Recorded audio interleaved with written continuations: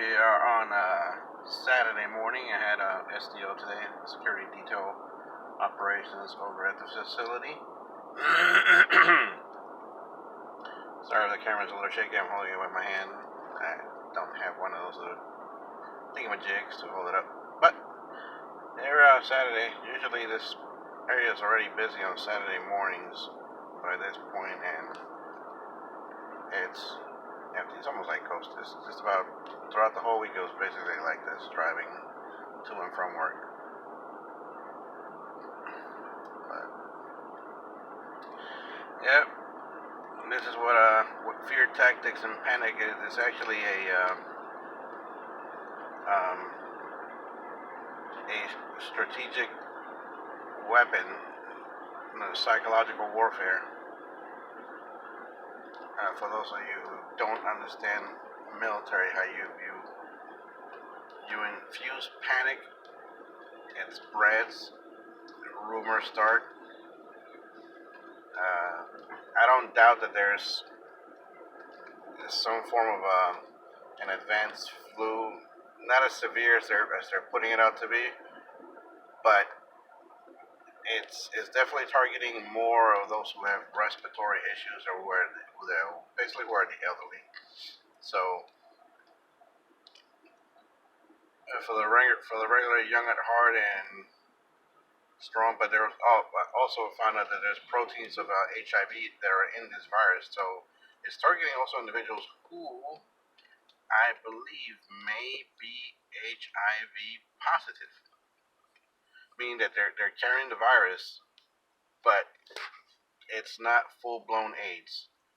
As a lot of people have this misconception that you could have the HIV virus and have it for 30 so years, who knows, maybe for your entire lifetime till you die, and it won't fully develop into the actual AIDS itself, which at that point is when it attacks your immune system and you're susceptible to any form of disease at that point. Most people usually die from AIDS. It's usually respiratory issues also. So I just want to put that out there just so you understand what's going on. But I mean, it really doesn't take a genius to figure out. You got to put the two and two together. They actually, some of them even tell you. It's like they're trying to give you a hint. Because I do believe that this was a biological weapon that was actually made, released. I don't think intentionally. I think by accident somebody pulled the trigger a little too early and ended up costing the lives of their own personnel. But then again, these people who do these kind of things, they really don't value or cherish life whatsoever. So yeah, it's pretty much the way it is. But at this point right now, it's mainly fear, and that's what's been driving the situation right now.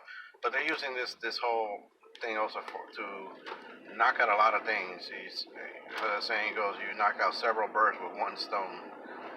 And this is what they've done. I mean, it's sad to say. Really sad to say. But the first group of personnel that I would want to look in the face after this whole thing is over with is Social Security, the healthcare system, and gladly look at their face and ask them, are you happy now? Are you happy now that you won't have to explain to the elderly why they won't get their Social Security checks, or why isn't there health availability for them to help them out? Because it was all drained out during the Obama years and Clinton years. That program went bankrupt. It was over. It was just hanging on by a thread. So something had to be done. That's one bird. The other bird is the economy. The United States has a huge debt. Huge debt. Well, guess what? That debt had to be paid at some point. And the rest of the world, whether we like it or not, is moving on. And the Chinese, basically the BRICS nations, which are over in the east, and a lot of their their cohorts, even those who are not even in the BRICS club there, they're moving to a digital currency. Well, guess what happens when you move to a digital currency? The fiat money that the U.S. relied on to be the world's reserves, which I think already is already over with. It basically is worthless, and it has no more value because the American dollar was never backed by gold or silver, so it has no collateral. It was being backed by petro. That's why they called it the petrodollar. But because petro, if you have been watching the stock market, oil prices have been going downtown. Have you ever seen gas this low? We got gas over here at about $1.20. The last time I remember having $1.20 was long time ago. So the petrodollar has basically devalued. The dollar is basically just about it is basically worthless at this point. The illusion that they have going for you all right now is that it's real, but it's not. You have to think about it. Okay, if they do it with the paper, which they're almost there, they're about to introduce. Pelosi kind of slipped up. They're about to introduce the digital dollar. It was all over the news. If you just look it up, they were going to introduce the digital dollar or some other form of electronic currency, whether it was crypto, the digital wallet. It was coming. Trump put the brakes on it, not yet, because it would have been too damn obvious, especially when you had members of the Senate and Congress with insider trading information on basically selling off their stock, and guess what they were buying?